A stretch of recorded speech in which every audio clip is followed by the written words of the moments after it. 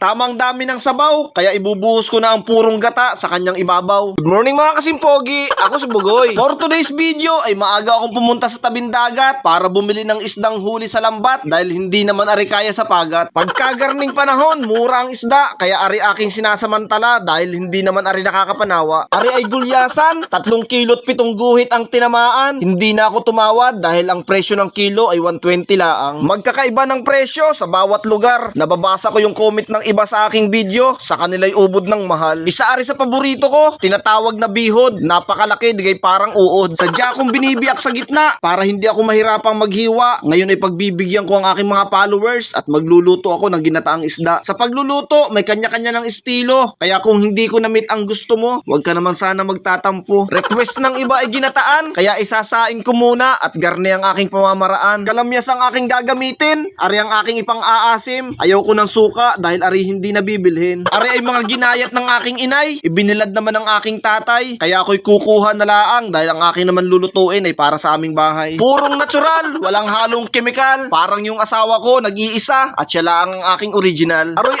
nasubrahan ka laang sa daldal. Nagayat na ako din ng luya, mabisang pangtanggal ng lansa, pero kung ari kaya mong sabunin, ay di mas lalong maganda. Lubos ako nagpapasalamat sa lahat ng mga supporter at sa mga nakaka-appreciate sa aking mga pagbo-voice over. Feeling ko ngayon na isa na akong tunay na vlogger at dahil sa inyo may pambili na si Lucas ng kanyang diaper. Bawang ang sunod kong gagayatin para mas malasa aking paliliitin. Taglabas ngayon ang kamatis, yan ang palagi kong naririnig na chismis. Dalawa lang ang gagamitin ko at baka sumubrang ganda naman ang aking kutis. Ari ang aking mga pampalasa, pampabango pang pasarap, kaya ang isda ikakamada ko na. Nilatagan ko ng banig para mahimbing ang tulog sa apoy at walang ingay na maririnig. Hindi ko naman ari ilalahat, kaunti lang muna ang isasaing ko. Ang tawag ng iba din ay pinangat. Pinangatlong araw, pinangatlong init, pwede pa rin siguro hanggang pang-4. Bitak-bitak na asin, aking pauulanin bago ko tuluyang isasalang din sa aming kalangdi uling. Sasabawan ko ng kapantay, isang basong tubig ang aking ilalagay at tatakluban ko are habang naghihintay. Akin munang isasalansan yung mga natitirang laman para meron pa kaming maluluto sa kinabukasan. Lalagyan ko laang ng plastik labo para siya mamagitan at nang hindi mahirap paghiwalayin pag nakaramdam ng lamig ang bawat laman. Hindi ko muna lulutuin at itatabi ko muna yung ulo para may laman naman yung aming rep at hindi laang puro yelo. Masarap ang ginataan pag may gulay. Ayaw ng asawa ko ng mustasa kaya pechay ang aking ilalagay. Halatang sariwa, kitang-kita naman sa mga nakadikit na lupa. Huhugasan ko laang yan at para marami puputulin ko sa gitna.